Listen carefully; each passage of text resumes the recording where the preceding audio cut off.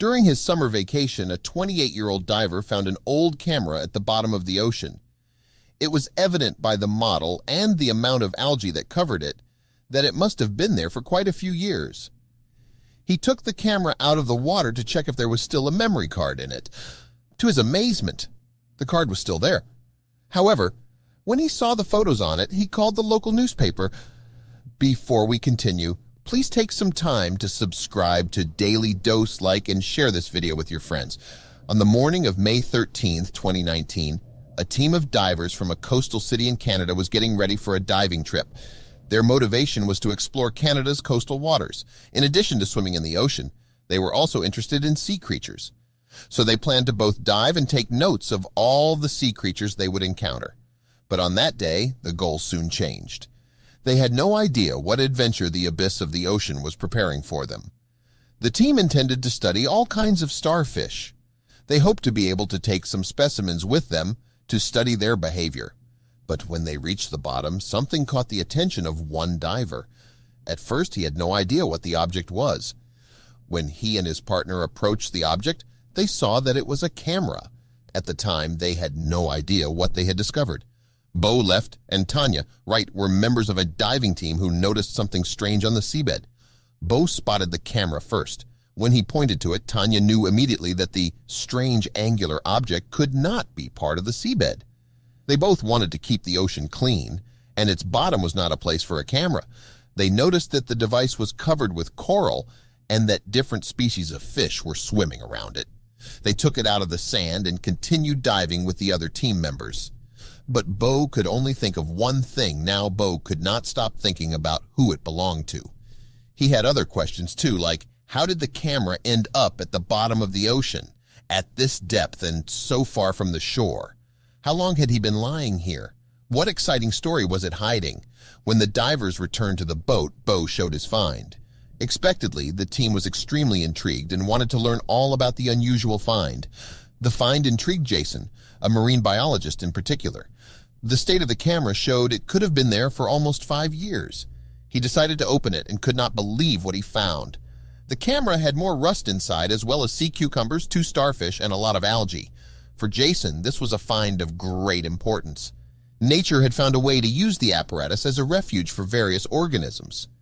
Bo was more interested in something else, the memory card. The state of the camera didn't make anyone think the memory card would still work. Bo carefully cleaned each contact with a cotton swab dipped in alcohol. He was overwhelmed with joy when he found that the memory stick was intact after inserting it in his computer. He hoped its contents will help him find the owner fast. Then they began looking at the pictures. They were taken in 2008, and everyone felt awkward prying at first. Finding a clue that would lead them to the owner wasn't easy. There was a family photo, stock photos, and photos from a rescue operation. Bo had his first clue. Perhaps the owner of the camera could have been linked to an accident. Bo turned to Tanya for help on finding the owner. After all they had found the camera, Tanya suggested that posting the photos on social media would help them find the owner. The next day, they posted the photos on the web and tagged them detective. They photos generated a lot of buzz on social media and went viral. Still, the owner did not show up. When they realized that the social media posts had made no contribution to finding the owner, Bo and Tanya decided to change tactics. This time it was effective. Bo and Tanya decided to call the publisher of the local newspaper to post an article about the missing camera. The local newspaper, however, refused to cooperate because no one there could understand how important this camera was, so they decided to print the photos themselves and hang them all over the city. It wasn't long before one Coast Guard remembered the rescue operation from the photos. Apparently, one of the men in the photos was saved from a shipwreck a few years ago. Paul Burgoyne, an artist from Canada, was one of the men in the pictures. He had lost his boat in 2008 when it sank near where the camera was found. The Coast Guard recognized Paul and informed him that his camera had been found. Bo and Tanya gave the memory stick to the Coast Guard, who in turn gave it to his friend Paul. The divers thought the story had come to an end. 2 months later, Bo received an unexpected call. It was from Paul Burgoyne. Paul was very happy and grateful to be able to talk to Bo. He still couldn't believe his long-lost gear was found. Paul confirmed how much the find meant to him and that the news of his lost camera brought him to tears. During the phone call, Bo learnt the intriguing history of the camera. Paul was very grateful, as most of the photos on the card were not ordinary family photos.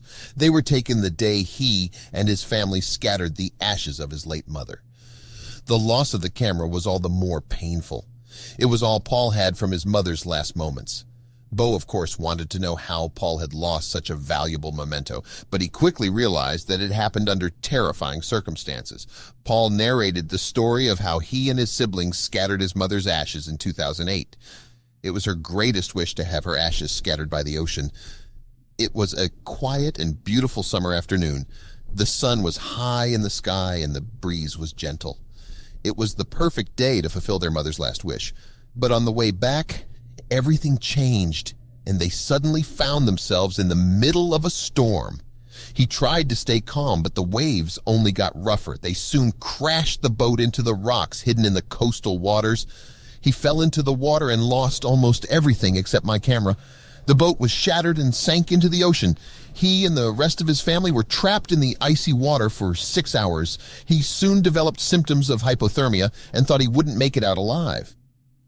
Fortunately for Paul and his family, customers at a nearby inn had seen all that was happening and called the Coast Guard. Eventually, they were rescued and brought ashore. He managed to capture everything in the photos. But while returning to the coast, the lifeboat swayed on the wave and the camera slipped from Paul's hands. Now he had lost everything. Fortunately, after a short stay in the hospital, Paul was fine and returned home. His things, however, were lost forever, or so he thought. Expectedly, Paul couldn't believe that after such a long time he would manage to get his camera back. Today, the photos remind him to always be grateful for what he has. The loss of the camera has made me realize that we need to appreciate the important moments we experience in our lives, Paul concluded. Bo and Tanya never expected that their trip to the bottom of the ocean would have such consequences. Getting the camera out of the water was a small effort, but it had an amazing effect on its owner.